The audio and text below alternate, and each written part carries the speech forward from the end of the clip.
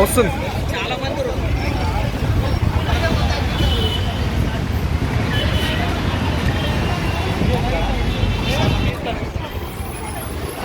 Madam ముందర కూడా రాదు మేడం కొద్దిగా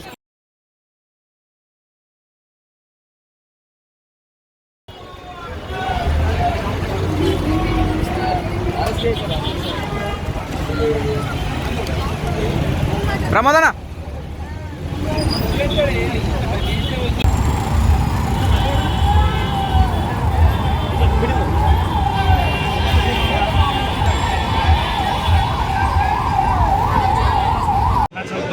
పర్మిషన్ ఇవ్వకపోవడం, అర్ధరాత్రి పర్మిషన్ ఇవ్వకపోవడం, వేలాది మందిగా కదిలి వస్తున్నారని తెలిసిన ఇన్ఫర్మేషన్తో ఈరోజు పోలీసులు మనల్ని అడిగించడం జరిగింది.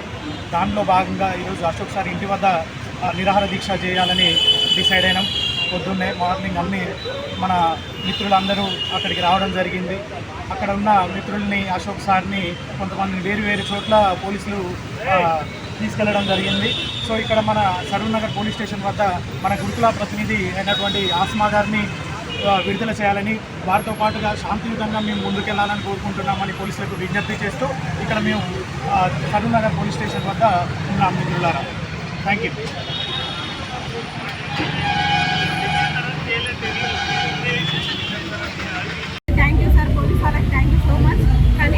మా వాయిస్ వినిపించే అవకాశం మాకు దొరకలేదు. మేము అక్కడ శాంతియుతంగా నిరాహారం చేద్దాం అనుకున్నాము. మాకు ధర్నా చౌక్లో పర్మిషన్ దొరకలేదు. 3 రోజుల నుంచి ట్రై చేసి దొరకలేదు. ఇప్పటికే 3 సార్లు ఇంతమందికి రక్షణ కల్పించలేకపోయాము. మాకు పర్మిషన్ దొరకనందుకు మేము సార్ ఇన్స్టిట్యూట్లో మేము ఏర్పాటు చేసుకున్నాము. అక్కడ టెంట్ వేసేసి అన్నీ తీసేసి మమ్మల్ని అరెస్ట్ చేయడం జరిగింది. ఇప్పుడే మేము రిలీజ్ అయినాము. ఇప్పుడు సార్ని వదిలేదాకా మేము ఎటు పోయేది లేదు. అశోక్ సార్ ఎక్కడ ఉన్నారో ఇప్పటిదాకా మాకు వాటికి తెలియలేదు. అశోక్ సార్ వచ్చేదాకా మేమైతే ఎక్కడికి వెళ్ళాము, హైదరాబాద్లోనే ఉంటాము. వేరే వేరే జిల్లాల నుంచి వచ్చినాం మేమందరము. ఖచ్చితంగా అసలు అశోక్ సార్ ఎక్కడున్నో తెలిసేదాకా మేము ఇక్కడ నుంచి కదిలే ప్రసక్తే లేదు. రిలీక్విష్మెంట్ ఇవ్వాలి సార్. బ్యాక్లాగ్స్ 4000 దాకా అవుతున్నాయి. అన్ని ఎందుకు చేస్తారు? రిలీక్విష్మెంట్ ఆప్షన్ ఇస్తే మాకు, డౌన్ మెరిట్ లిస్ట్ ఇస్తే మాకు 4000 కుటుంబాలకు న్యాయం జరుగుతుందని అడుగుతున్నాము. దానికి ప్రభుత్వం నుంచి ఎలాంటి స్పందన లేదు. అందుకే మేము నిరాహార దీక్షకు కోరుకున్నాము. కానీ ఇప్పటికీ ఎలాంటి స్పందన లేదు. 48 గంటలు టైం ఇచ్చినాము.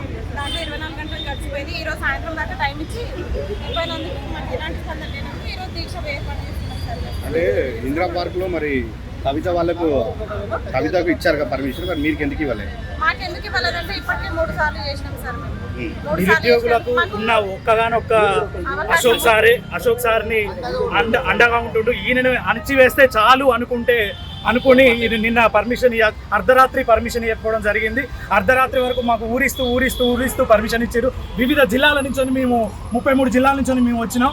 ఇక్కడికి గురుకుల అభ్యర్థుల సమస్యల గురించి కానీ, నిరుద్యోగుల సమస్యల గురించి కానీ, జీవో నెంబర్ 46 బాధితులమైన అందరం అన్ని జిల్లాల నుంచి ఇక్కడికి వచ్చినాం. మాకు ఉన్న ఏకైక నిరుద్యోగుల అండదండలు ఒక అశోక్ సార్ మాత్రమే. అటువంటి అశోక్ సార్ పిలుపునిస్తే ఈరోజు మేము కదిలి వచ్చినాం. అటువంటి అశోక్ సార్ని ఈరోజు గొంతు నొక్కాలని చూస్తున్నారు. ఆయనకు వాయిస్ ఇవ్వకుండా, బయటికి రాకుండా చూడాలని చూస్తున్నారు. సో ఆయన మా తరఫున కొట్లాడాలి, మాకు న్యాయం చేయాలి. ఇటువంటి గురుకుల నిరుద్యోగుల మెయిన్ ప్రధాన సమస్య 4000 కుటుంబాలు అక్కడ అన్యాయం జరుగుతుంది. ఆ అన్యాయానికి నేనున్నా అంటూ అశోక్ సార్ వస్తే ఆయన్ని ఈరోజు అరెస్ట్ చేయడం జరిగింది. అరెస్ట్ చేసి ఈరోజు ఎక్కడున్నాడో తెలియని పరిస్థితి, వీళ్ళు ఎక్కడున్నారో చెప్పని పరిస్థితి కూడా ఉంది. ఈరోజు మేము అశోక్ సార్ని మాకు కల్పించి మాట్లాడించి మా కోసం కొట్లాడుతున్న ఆయన వాయిస్ వినిపించేదాకా మేము ఇక్కడి నుంచి ఈ 33 జిల్లాల నుంచి వచ్చిన ప్రతినిధులం ఎక్కడికి వెళ్ళమని తెలియజేస్తున్నాం. నోటిఫికేషన్ రిలీజ్ చేసినట్టుంది గవర్నమెంట్.